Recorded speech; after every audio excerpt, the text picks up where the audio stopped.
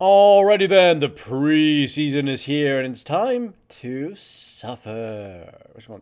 So, yeah, I'm gonna say that this is probably the best game of the bunch, which is two that I played, and that's gonna say something. I'm just say I'll probably upload all of those preseason games I've been playing, and you'll see the slow descent into madness. Yeah, preseason is a hell of a time, folks. Hopefully, you're having a fun time. Riot released some kind of weird video saying like you could do whatever you want in preseason, which is just kind of pissed off a lot of people because it's like they're trying to encourage trolling. Anyways, my opponent is Camille. She's pretty easy to kill in the jungle duel if you jump on her, so that's kind of what I'm going to try to do. She shows her face down mid lane, so I just wait by the bushes because she's likely going to progressively go to blue. So for some reason, she goes up. I guess she wanted to get the scuttle, and I just start beating her to death. She tries to flash away, or well, I'm going to throw my wall, and then she tries to flash away, and then I punch in the face. But here's the best part about this. Singe is like, hey man, run away from me, I'm Singed. But he's level 2, and I have red buff, so I just turn around and start beating him to death.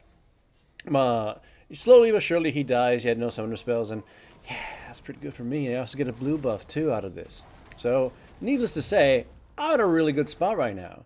You can't see the alt chat right now because I tried to turn it on, but I guess this patch has some issues with that. I'm not gonna even fight about it anymore because every patch seems to have some sort of replay issue. And so you can't see that the enemy Camille and the enemy Singe are really mad after what happened.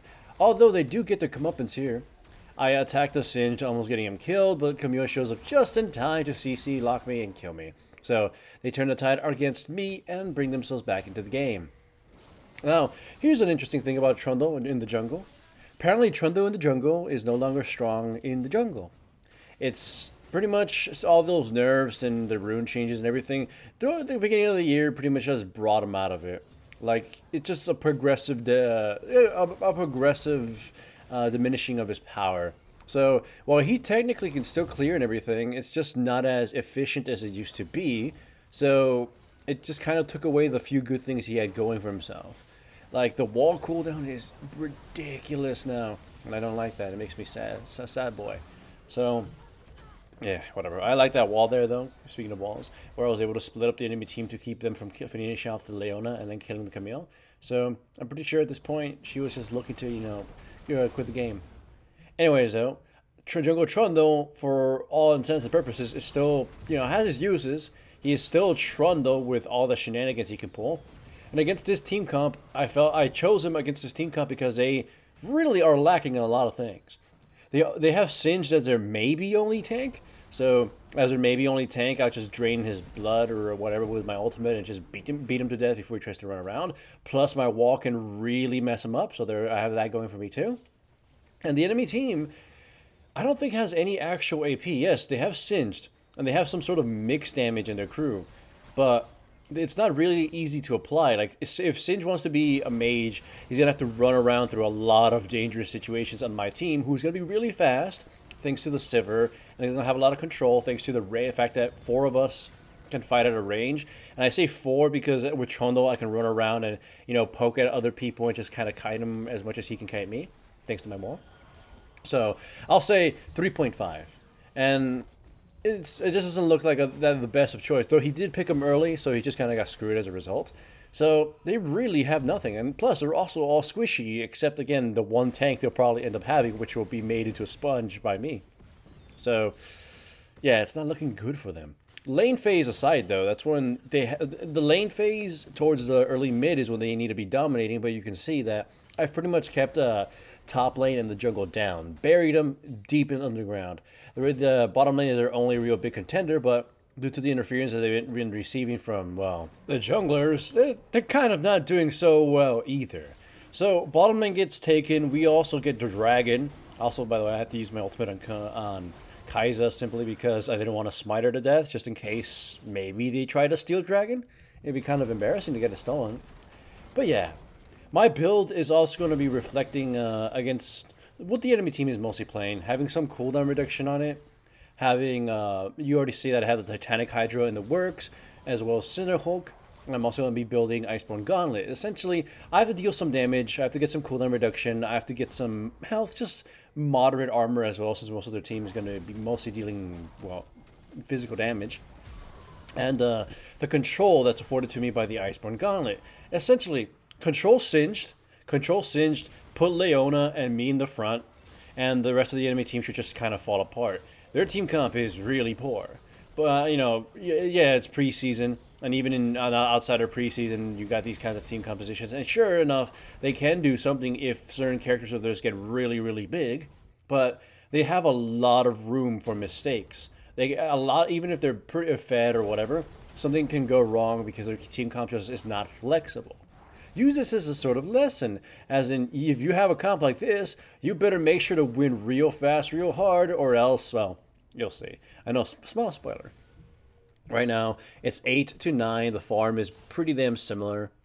Well, it actually is rather similar. Kill spread is actually really nice for both teams. You can see that Corki having 3 kills is actually a really big deal. Me having 4 kills is kind of bad, but at least the rest of my team also has a good spread on them. And it's the both teams' builds are more or less what you'd expect. Nothing too fancy. Maybe mine is the only fanciest one, since I know apparently like the Trundle's best build right now is going sort of Orohorish, but whatever. I like this little part here too because they attack the Victor, and then my wall just pretty much makes sure Camille gets killed. Singed, I believe he runs off because the Thresh becomes a bigger threat to me, and instead I just turn around with Leona and just beat this poor man to death. He's trying his so damned hardest. He's been roaming around and trying to do things, but I'm just really too much of a threat at this point. I require at least the attention of 2 to 3 people before I can actually be brought down. Against 2 people, I can easily run away. 1 person, I'll probably kill them. I need 3 people on me to control me. Or at least Corki being allowed to destroy me unmolested, essentially. So yeah, this is where I'm saying there's a turning point. Once the team groups start happening, maybe except, the Victor, since he has got teleport, the enemy team really cannot do anything. They don't have a front line to throw, because the Singed went into the most, terrible build he could possibly go. Their damage is not diverse enough to deal with this. And thus, and also important, I didn't even mention, their fighting pattern is extremely bad and predictable. Since Singed is already one of the quote-unquote tanky AP bruiser guys, with one of the least flexible engages in the game, and Thresh is kind of all reliant on his hooker at this point, and the other 3 are, I guess Camille's the only real one who can actually engage, but that's not really that reliable considering how squishy the rest of the team is. Essentially put, they kind of have to brute force and bomb rush every fight they're going to try to go for. Either Thresh gets lucky, Camille gets somebody, but then that means everyone else has to just rush in there, burning a lot to try to get close. So, like I said, as long as Leona and I are in the front, we're just going to constantly push that back. Camille jumps them from behind, maybe likely Victor and Jace just kill her before the rest of the team can even answer to her initiation. As long as we keep proper wards around, they'll never really catch us off by surprise. And that's what's happening at this point. The enemy team simply can't do anything. Even if these players are amazing, even if these players are really good, if I'm assuming they're on equal footing with their opponents, both teams are, let's just say, on equal footing. The team comp is what's going to make the biggest difference. They simply cannot muster really much of anything, and we're punishing them for it. They could have really made well use with a tankier jungler. That's probably their biggest weakness right now. They need an initiator who could initiate quicker, who had some crowd control attached to them, and, just in general, maybe some diversity in their damage, just to force us not to build just for us to spread out our gold a little bit more. Right now, it's just too efficient. We're able to play way more efficient than needed. Plus, Victor's Iceborne Gauntlet build is kind of playing double duty right now, since he doesn't really have to worry about magic aside from Singed, who'll just slow down to a crawl. So yeah, the enemy team just kind of lost on so many fronts. So, like I said, once mid-game kicked in, once the gold values and item values started playing a bigger role, the enemy team just lost. And at this point, now at 9-23, I don't really think they can do very much. Look, this situation here is when we're all going to start grouping around bottom lane.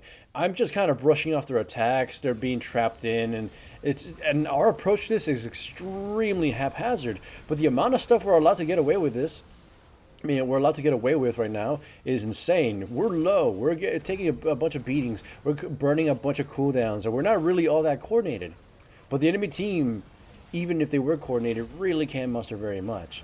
About that's the best thing they can do, and it ends up getting Victor killed. And I mostly only died because I got greedy. I could have just run off, and Leona dies too. But again, that's as much as they could possibly do.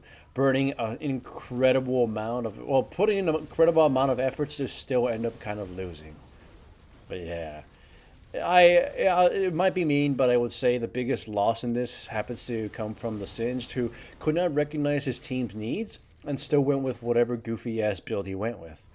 And he wanted to try split pushing for some reason, but against my composition, it was likely not going to happen very much because once Victor got his Iceborne Gauntlet, he would just gridlock that lane and just keep it still. So it would force them both to just kind of hang out top. Him not having teleport, Singe not having teleport, especially with whatever build he was trying to go, is really questionable. Also, not having a ghost, simply because his team has no other means of initiation, it kind of required him to again brute force it. Not having that was a pretty big handicap. So, yeah, the rest of the team, the rest of their team really couldn't do very much because their champions are not really, aside from Thresh, built to adapt their builds all that much for something useful, like working with a team. Thresh, on the other hand, could have considered taking, in a really odd way, Shurelia's Reverie just to help the team actually get there and do things, but. Yeah, their team just kind of struggled. Here, again, we are fighting some really awkward and fights in some really poor positions, but there's no punishment that can be thrown at us. There's no way to punish us, and we just steamroll them back. It's like they're putting up, I would say, a respectable fight, but nothing is really going to come out of it. So yeah, but yeah, my build, you can see it's pretty much bruiser heavy, and I can take a huge ass beating and also deal quite a bit of damage. It was a pretty good Trundle game, to say the least. I do end up getting myself killed again, but it doesn't matter. My team is just sort of, grinding out the last remnants of life that the enemy team has, just kind of stacking for the kills at this point, and Singed not wanting to, not wanting to make good with his teammates, was constantly berating everybody, but whatever. Game is over, and that was the first game of preseason hell, and you'll see how bad they can get. This was the least bad, but yeah, they get really insane. And if you liked this video, remember to give it a like. And if you aren't subscribed, make sure to subscribe. And if you are subscribed, make sure to hit the little bell up there somewhere so you actually get notifications to my videos, because YouTube and stuff.